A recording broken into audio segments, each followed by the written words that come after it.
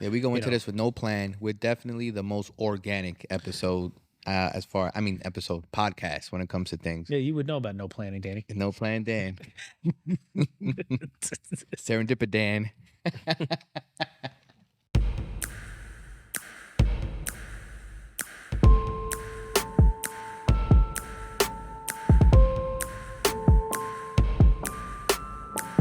This is the Fourth Part Podcast, a podcast made by Freemasons to be enjoyed by all.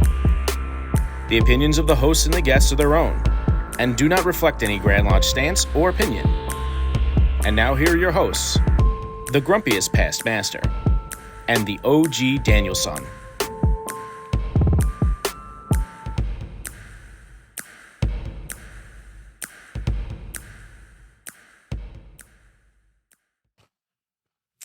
All right, let's get going. Welcome to the Fourth Part Podcast. I'm your host, the grumpiest past master, and with me is my co-host, Brother Daniel. You can find me at the OG Danielson. and we also have two special guests tonight with us, Brother Just Jimmy. and Brother.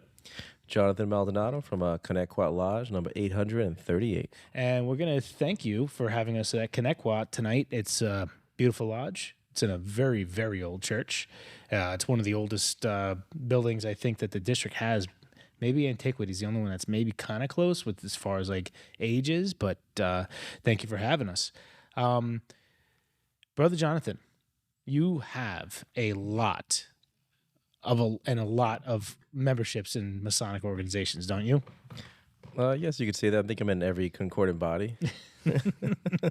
But listen, that's a part of the thing that Masonry does. It does it. People, they join and they're enthusiastic with it, and it becomes sometimes it could be a little bit much. Like, wouldn't you say sometimes? Like it can. Like some brothers, they want to do it, and I don't think most brothers join things and they don't want to be active the entire time. They think they've got room in their cable tow, and they think that they are able to fit it in, and it maybe becomes a little much for them. But how do you find the time to do it all and enjoy it all? You guys want to hear the secret now this early in the podcast? Yeah. I mean, you ready for this one? You have paper and pencil? I'm single and have no kids. Makes sense. hey, listen, but I mean, there are a lot of brothers too that do have families. I wouldn't Yeah. say that's literally the only thing. There's a lot of passion, obviously, there too that's involved that that fuels it. We've talked about it before that there is a drive and that people have. Do you spend time outside of lodge with Masonry? Do you spend time doing things and enjoying parts of Masonry that just don't consist of just a meeting? Absolutely. My main thing I say is if something's important to you in life, you make time for it. So to me, Masonry is important to me. The whole lifestyle, the teachings, what we learn is important to me. So it's a big part of my life, and I make time for it. Nice. If I may, Jonathan, in your search for more knowledge or the application of more membership in different lodges, why did you join every concordant body so soon? Was there something lacking in the Blue House or any other concordant body, or you're just that much of a fan? Good question. I don't think anything lacking. I think it's, I joined many esoteric bodies prior to Masonry. Actually, one that meets here at our Mother Lodge since the 80s. And the main thing is that when what Masonry is about, and the deeper symbolism of it, it's not like I joined concordant bodies because it wasn't in Blue Lodge. Mm-hmm. It's in Blue Lodge. It's just I joined because I know it's there in every concordant body, and I just wanted to be a part of it, because it's something that I've been passionate about my whole life. All right, good. What is your favorite out of all of them? What is my favorite? That's like, what's your favorite kid? The analogy I always say is that think of it as like a pizza pie, right? You don't have a full pie without all the slices together. So to me, each body is a different slice from my Masonic, family pie. Some slices help me out when I'm doing some outreach to help children in the children's hospital. Some gives me that deeper esoteric knowledge. Some gives me a chance to be involved in different rituals and ceremonies. So everything is different, but everything is still part of the whole Masonic family.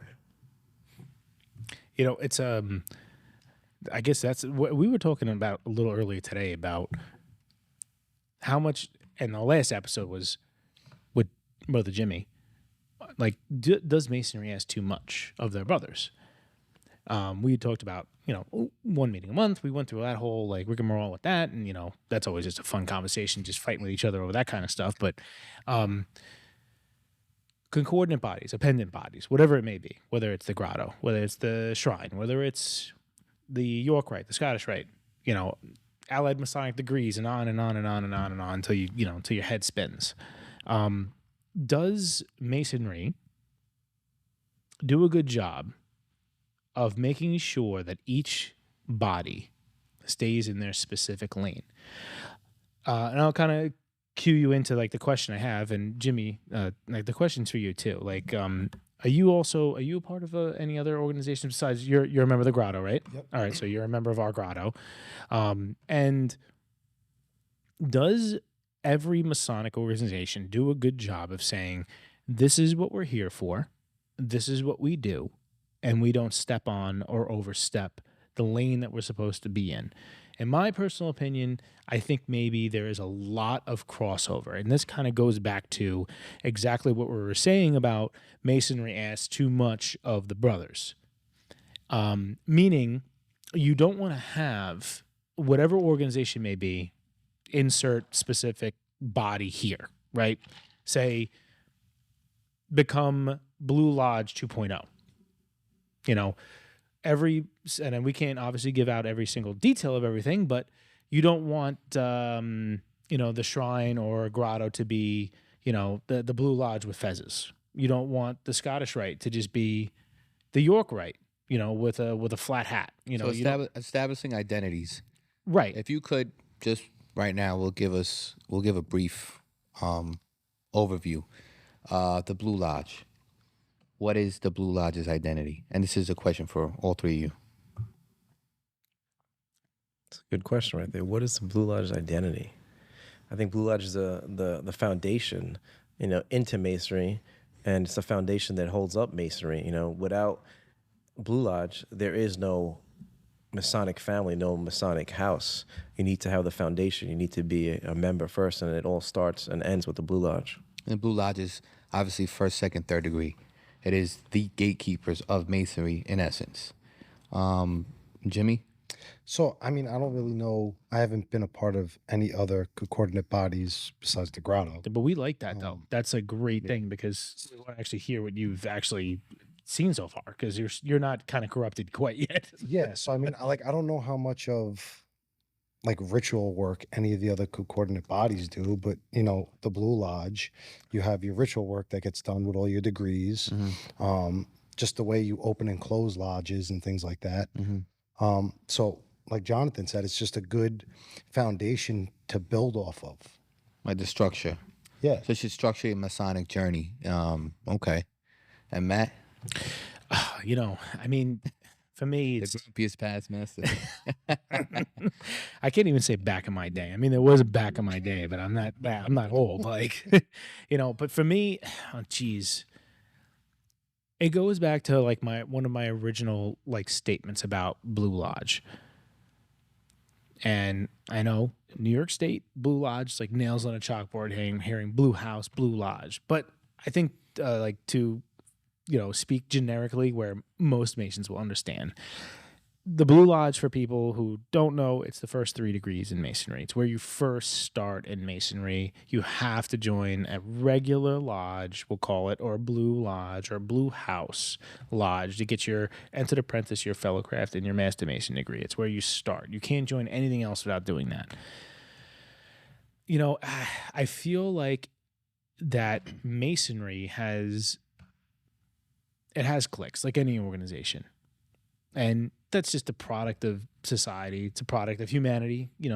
people have their It's human nature. It's human nature. Yeah, they have their friends, they have their they have their cliques that they hang out with, but I think as a whole, as a fraternal organization, we do a poor job of saying each organization has a specific role, Purpose.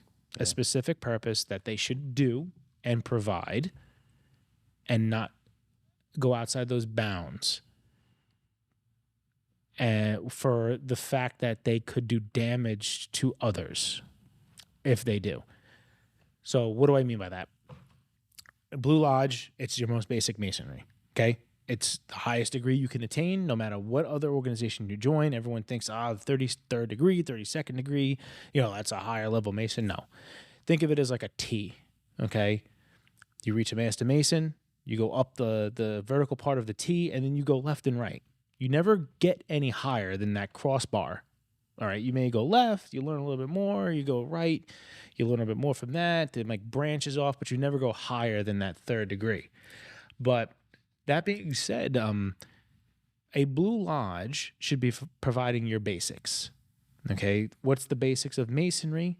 And we've said this in the past, there's 3 things people join masonry for, in my opinion. Fraternal, okay, fellowship. They join for charity, and they join for esoteric stuff. Okay, those are the 3 things. And you may, through your Masonic life, as you become older, that may shift. It shifts from, okay, I'm a younger guy, I want to join for fellowship, I want to go hang out with the boys. And then you get a little older, and you're like, okay, I want to do some charity work. That's what I want to do. And then as you get older, like you get into reading, and you're like very esoteric in nature. Okay. And then you may, bounce back and forth through all of them through your entire life. But at no point should any of those become so overbearing in any one category for a Blue Lodge, meaning you should have a nice mix of all 3. So you're providing for any person who wants to join your lodge a basic amount of each. Okay. Let's call it, we'll do it on a scale of like 1 to 100, okay? This entire discussion, we'll work on a 0% to 100% satisfaction. Your Blue Lodge should provide, let's say, up to 50%, okay, potential, or even 100% potential. But they're going to give you 30, 30, and 30%. But in regards to what? Like for me? Of fellowship, 30% fellowship, 30% charity work, 30% esoteric stuff, right? So if a brother doesn't want to join anything else, there's enough there. There's an equal amount of each, or a sufficient amount of each type of person who joins masonry. Because in my experience, being a past master and running all like our North Star, which is New York, it's kind of like a recruitment. We don't recruit in masonry, but people reach out to us. Like, I ask them a lot of questions. I want to learn about what got them interested. It's everything from my grandfather was a mason, my father's a mason, to I really want to do charity work, or I want to just listen. I just need a night. I need a night out. Like I'm 35 years old. I just need a night out with hang out with some nice guys that I want to have a good time with. To guys are like, listen, I'm into like reading about the, all sorts of stuff about the cult or whatever. Like they're just interested about history, and that's what that's their initial like joining point. But if you have a lodge that all they do is just esoteric stuff, right? Which has its purpose. Don't get me wrong. It 100% has its purpose in the world. Okay. Just the brother who's joining that knows what they're getting themselves into. Brother Jonathan, I know you're a brother of Alcyone Lodge, right? You want to give us an explanation what observant masonry is real quick, and then we'll go back to it. I think the way too you do it is you could have all there, but you have to understand the division in, before you go into the temple, like that's a sacred space. So, the profane space is below. In Alcyone Lodge, we have it, split between, it's like 3 floors. So, the first level would be like terrestrial. That's where we have our rental income. Second level would be, we have our fellowship, our collation room, and that's where the fellowship takes part in that space. So why don't we we'll bring it back for a second, because we have to try to explain to people who don't know what observant masonry is. Okay. So regular lodge, wear a suit to a lodge room, hang out, have some dinner usually, go upstairs. There is some ritual work, and then we have our business that we take care of, pay the bills, all that kind of good stuff, and then we close. General health. Yeah, general health of the lodge. Yep, and then we close up and we move on.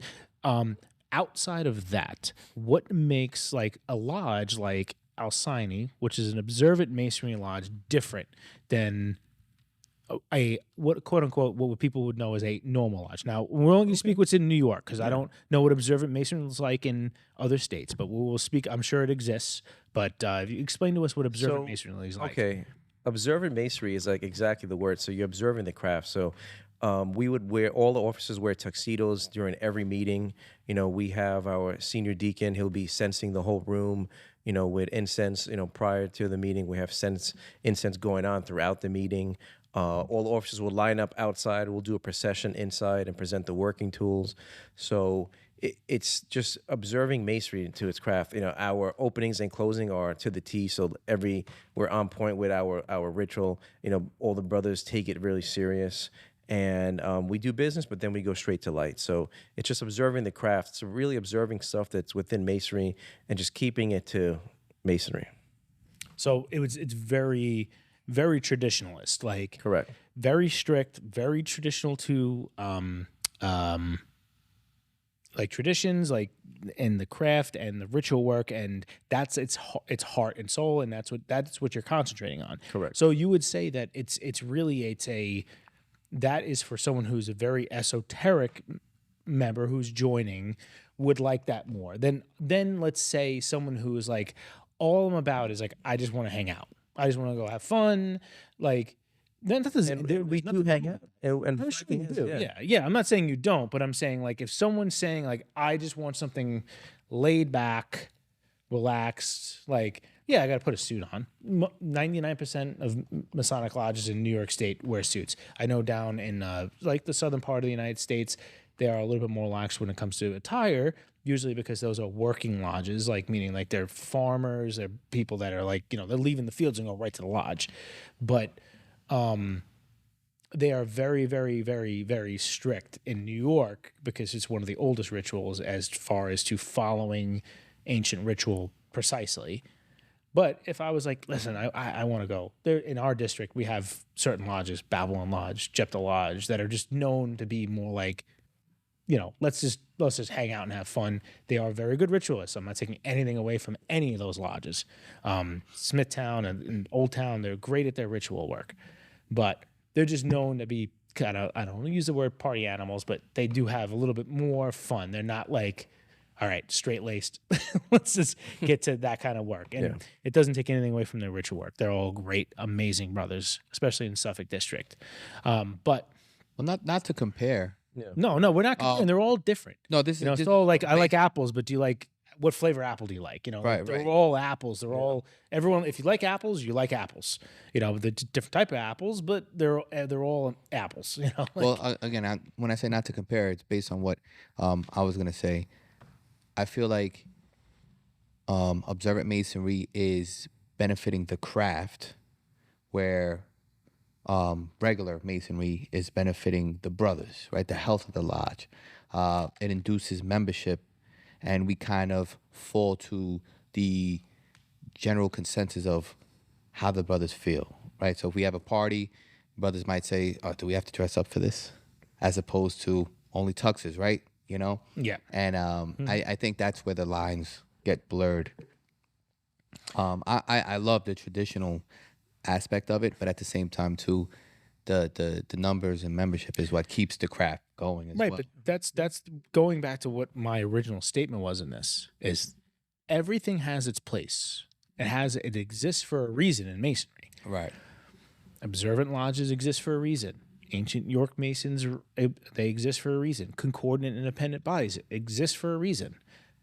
Blue lodges, whether they're leaning towards the more charitable ones, leaning towards the more fellowship-oriented ones, they exist for a reason. Why? But see, I believe observant lodges should be blue lodges, because masonry teaches you, I'm sorry, not masonry, the blue lodge, the first 3 degrees should teach you what to learn. Anything after that should teach you how to learn. Yeah, no.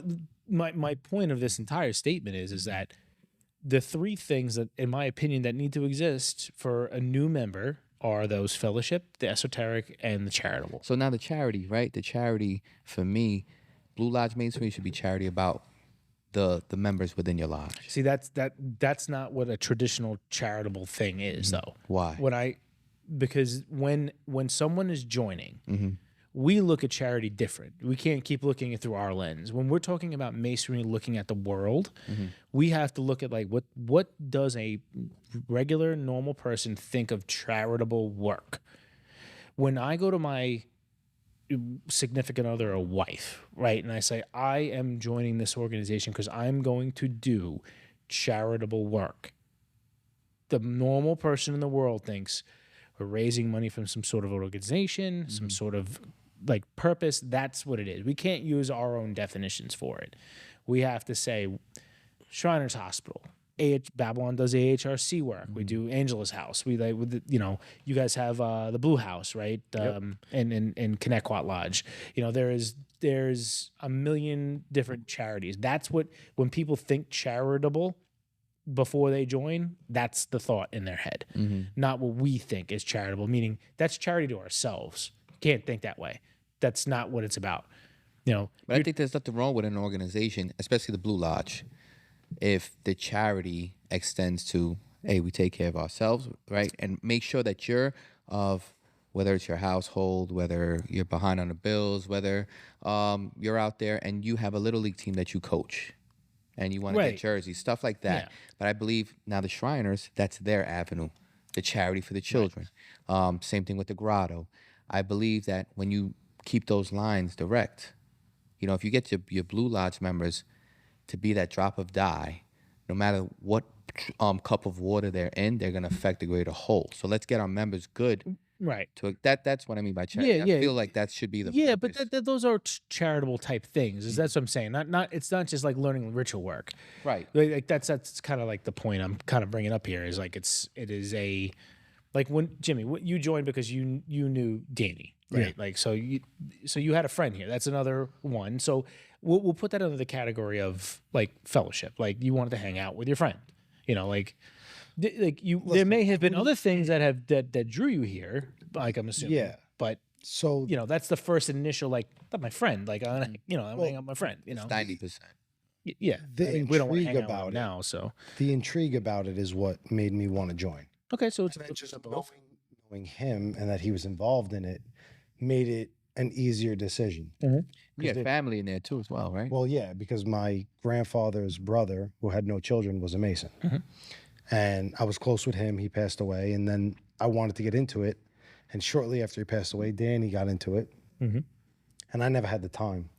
So I just waited until my schedule freed up so that I can actually give it the attention that it deserved. And as you see, my schedule is still hectic and it's still hard for me to make meetings all the time. Yeah. But I'm glad I didn't wait any longer. Glad I did it when I did. The same thing happened to me. Like both my grandfathers are Mason. My dad's not yet. I'm wearing him down, but like the same thing. Like I wish, and I said to myself when I joined, I was 25. I was like, geez, I should have just joined at 21.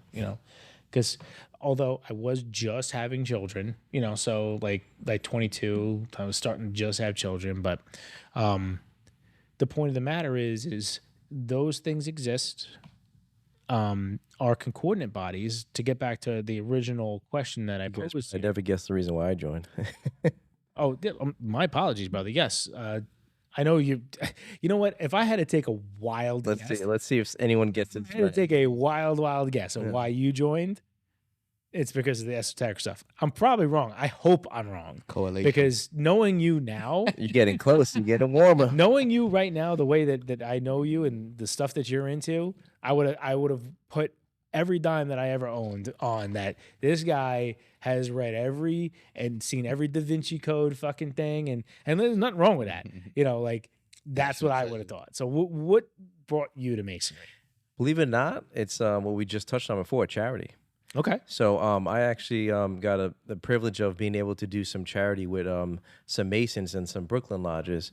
and we went to the Brooklyn VA. And I'm not a veteran. I'm not a vet. I haven't served before, but my whole family served, from my great aunt to in World War II, from my great uncle World War II, my uncles, my father, they all served in the military, and I never got to serve. So when I got a chance to go with them to the VA, and we just went floor to floor and just giving them items to the veterans and talking to the veterans, listening to their stories, that right there, touched my heart, and that is why I joined, because of the charity work, and I feel like that was something in my life that was missing. So that's the main reason why I joined Masonry. That's awesome. So like that is a perfect example that how I know you now, because we've only known each other really for, let's say, like a month or two. Yeah. Okay. You joined for something completely different that I would have put money on that you joined Masonry for. You joined for the charitable stuff. Yeah. And now you are like one of the most esoteric brothers that I know in Masonry, and that is, that's why Blue Lodge and why Masonry needs to exist. So pulling it back to the original question real quick, does a Blue Lodge need to give 1,000% in any one category? I think just direction. No, just direction. Mm-hmm. How to learn. But why is that? Is my question to you. Why don't they need to provide 1,000% in each category? Let's say there's only 3 categories: fellowship, charity work, esoteric. Why does a Blue Lodge not need to give 1,000% in each one of those categories? Well, membership retention and membership, what's the word I'm looking for?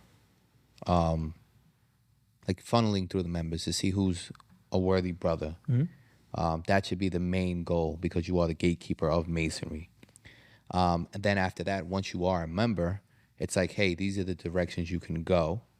And in doing that, you kind of click up with brothers that are into those things. And somebody might say, hey, listen, if you're into just solely charitable stuff and esoteric nature isn't really your thing, us over here at the shrine, we do this. Okay. Jonathan, I think Jimmy? it should be 1,000%. I think they should 1,000% do all 3. I'm not saying effort. I'm just saying. But maybe change esoteric to light. Okay. I think it's better. Like, okay, just so light. Meaning it should be education. There should I say esoteric because I mean like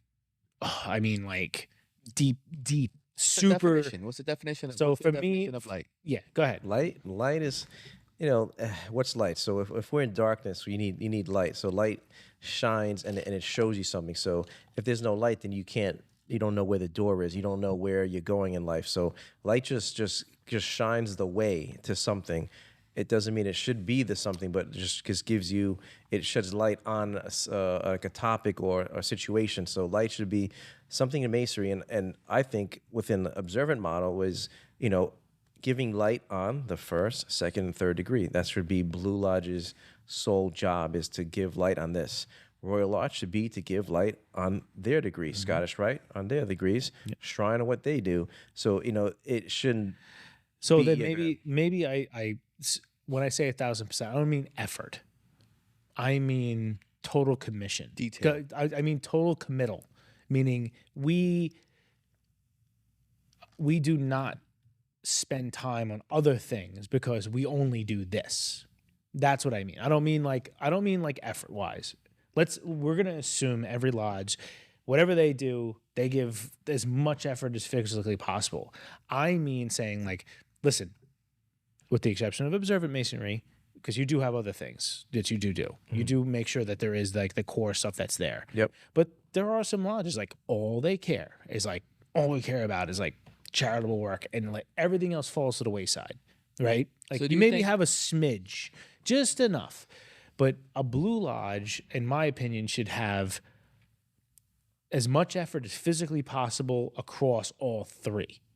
Right. I agree. As much as you can give, but it should be pretty equal across all 3. Well, do you think it's the Blue Lodge's job to get you ready for the concordant bodies? 100%. Really? 100%. And I think because, remember, Blue Lodges exist for what purpose? To teach you the core light of Masonry, to teach you the core light of Masonry, to teach you how Masons are supposed to act, how they're supposed to exist, okay? They're teaching you how to walk, Okay, and they're there because they're the trunk of the tree. Okay, but the problem is the roots of that tree are those three things, in my opinion. Yeah, but Those do you three think things. every And Blue if you're- Lodge Mason, so naturally in the system of school, kindergarten, middle school, high school, Mhm. would you relate Blue Lodge Masonry to kindergarten? it's And then it's it's a not natural progression? I or would do you I think would I would consider like Blue Lodge Masonry pre-K all the way through college, like just high school, Mm-hmm. like through senior year. And then you go what path you want I like after that. You have to follow pre-K through 12 or K through 12. Like, you have to follow that. Period. You have no choice.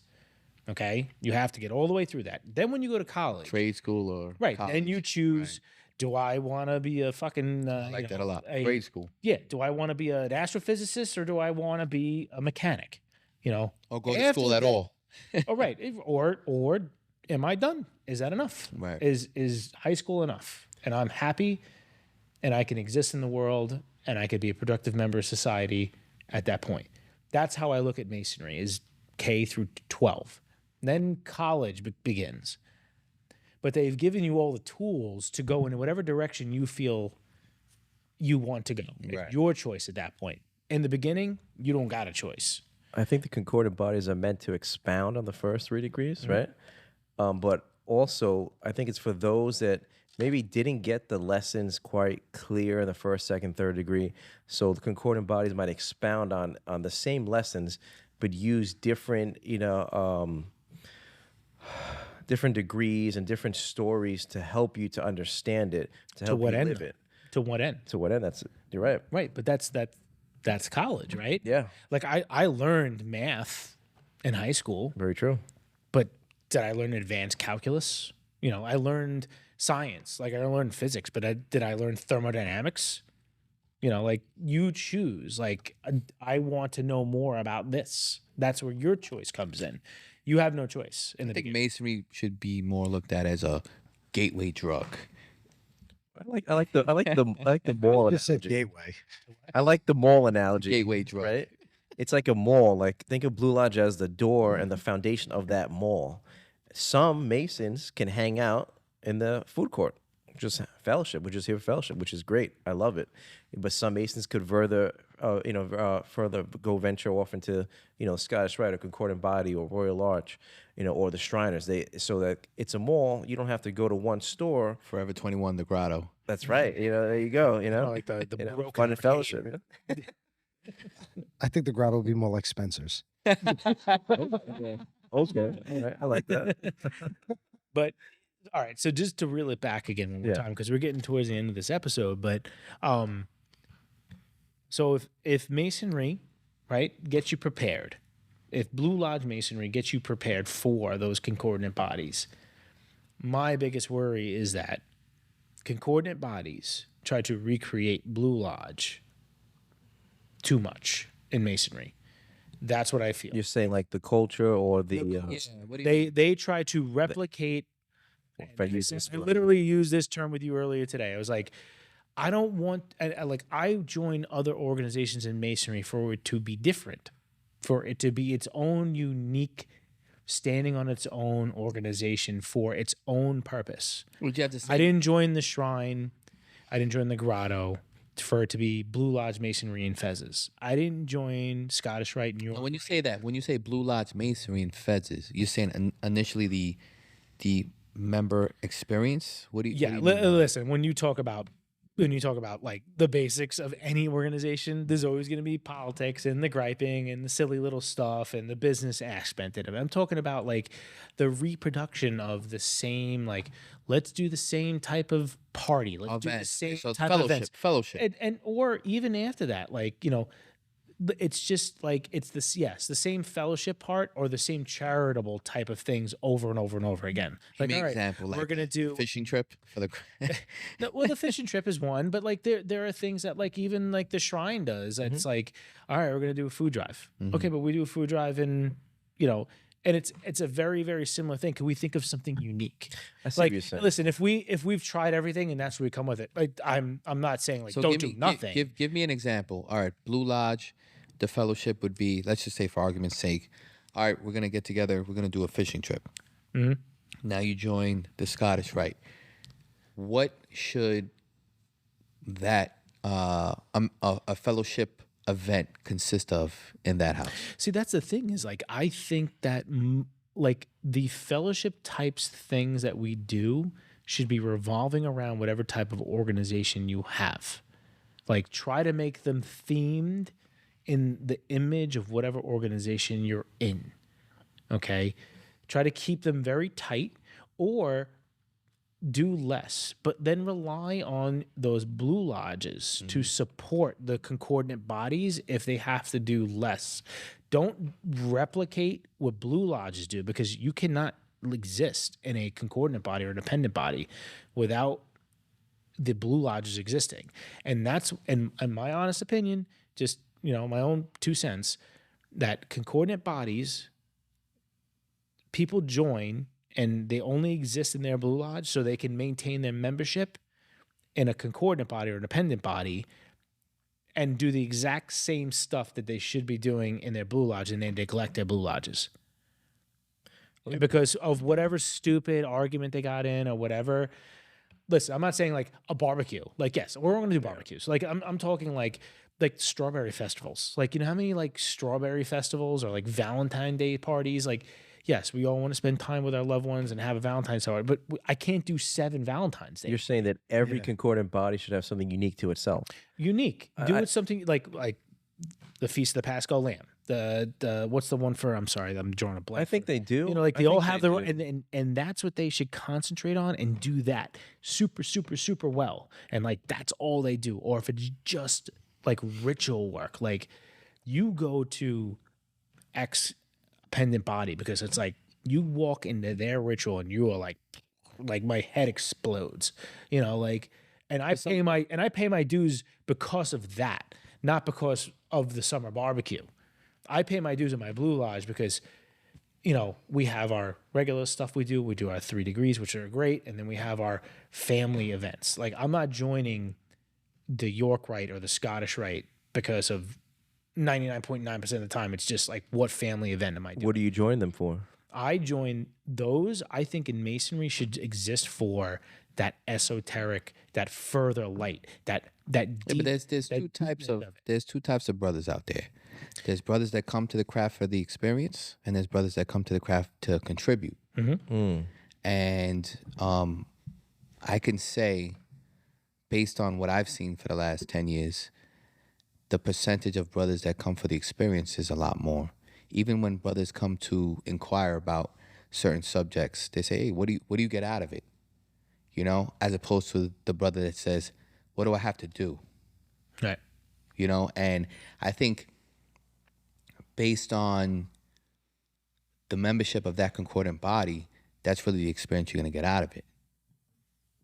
So, all right. So let's start to like reel it back in real quick because we'll get into the next episode. Should you then should the dues of your organization reflect at what they need to exist?